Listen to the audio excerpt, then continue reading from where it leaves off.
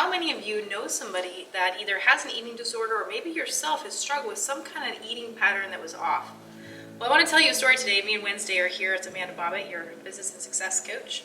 We're going to be talking about eating disorders and where they start, how they stem, and what can really happen if you allow yourself to keep giving into these thoughts. You have a body awareness issue. So when I first started out in my working out days, I was about 20 years old. And I like to do everything I do 110%. I can't just do it a little bit, I gotta do it a whole bunch. So that can be dangerous when you're talking about exercise and diet. And so what I had been told to do was to take aspirin, caffeine, ephedra, put my body in this hyper state all the time, do 2 hours of cardio a day, eat nothing but tuna fish, chicken, broccoli, oatmeal, lots of artificial sweeteners. It didn't matter as long as there was no calories. And I would chew 2 packs of gum a day because I was really addicted to gum because I couldn't eat, so I'd put gum in my mouth. Anyhow, several years of that diet, I started becoming really sick. My body looked amazing though. Everyone's like, oh my gosh, you were so gorgeous. How do I get a body like yours? In my mind, I'm like, well, you just exercise twice a day, you take caffeine, ephedra, aspirin, and then you just don't eat. That's how you get it. And I started struggling a lot. I started losing my hair. I lost my female cycle. Couldn't sleep anymore because I was amped up all the time. So I ended up going on sleeping medication, Ambien. And I was sleepwalking in the middle of the night, and you name it, I did it. I had blood in my stools, it'd be a week and a half sometimes before I go to the bathroom. It was just very, very unhealthy, but I was so addicted to it. I was addicted to the way it made me feel and all the people around me. So worst comes to worse, and I knew something was going on in my body. I was at the last competition, and I really felt like I was going to die. I was like, something is going wrong in my body. I don't feel well.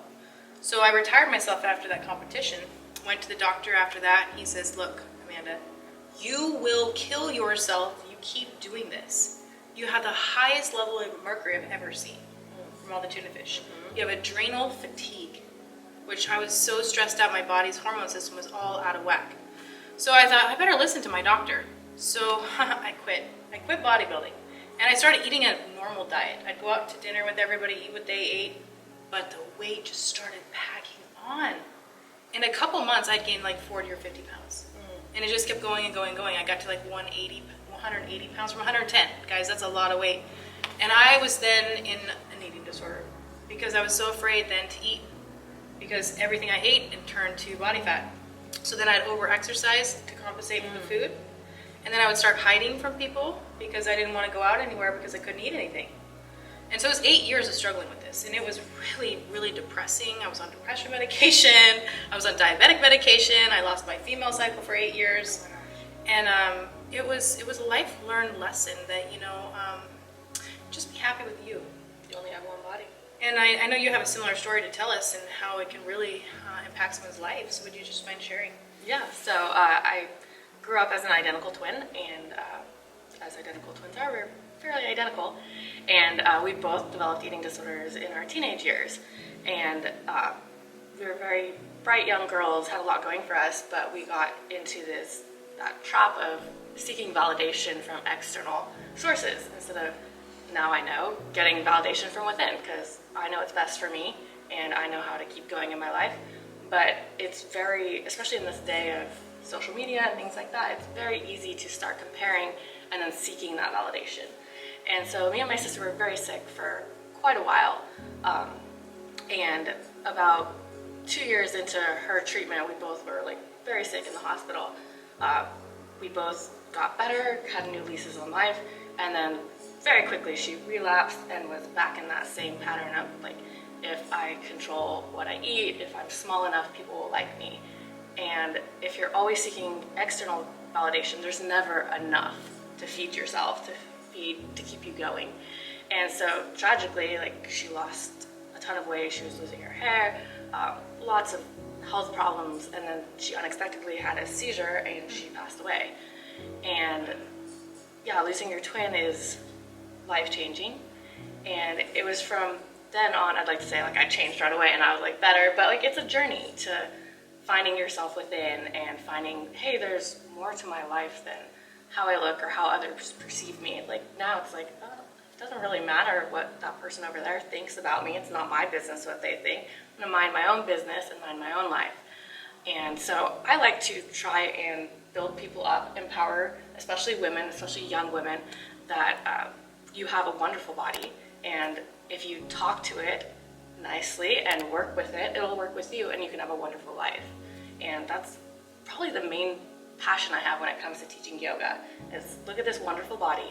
No, don't say mean things about your belly. There's very important things inside there that keep you alive. So let's cherish that.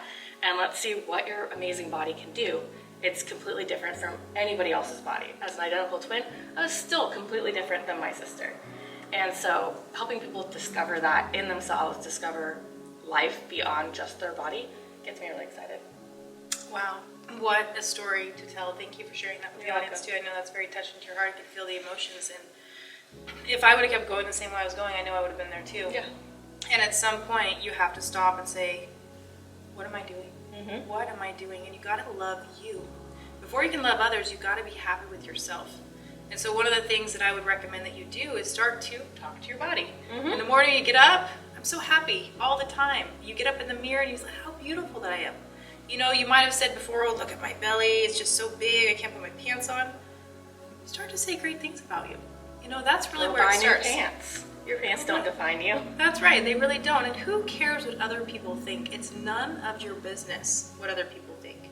So release that out of your life. Stop judging yourself. Stop worrying about what other people have to say. I know in the line of business, the realm of business, you know, the hardest thing I get my students have to go through is a fear of rejection. I don't want to do it because people might say they didn't like that or they might reject me. There's how many people in this world? Like billions of people. Right, that one right. person, all right, it's fine. There's Right. billions of other people. Right, and they're not rejecting you. It's just not their time. But you got to get over yourself.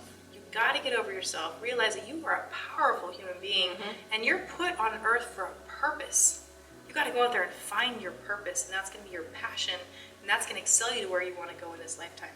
So I hope that message today resonated with you, and if you've got somebody in your life that's got eating disorders or maybe just an unhealthy mindset, reach out to us. We have a retreat center. We bring people and we help them overcome themselves and get out of that mindset. So until we see you, be happy, be healthy, and be free. Bye for now.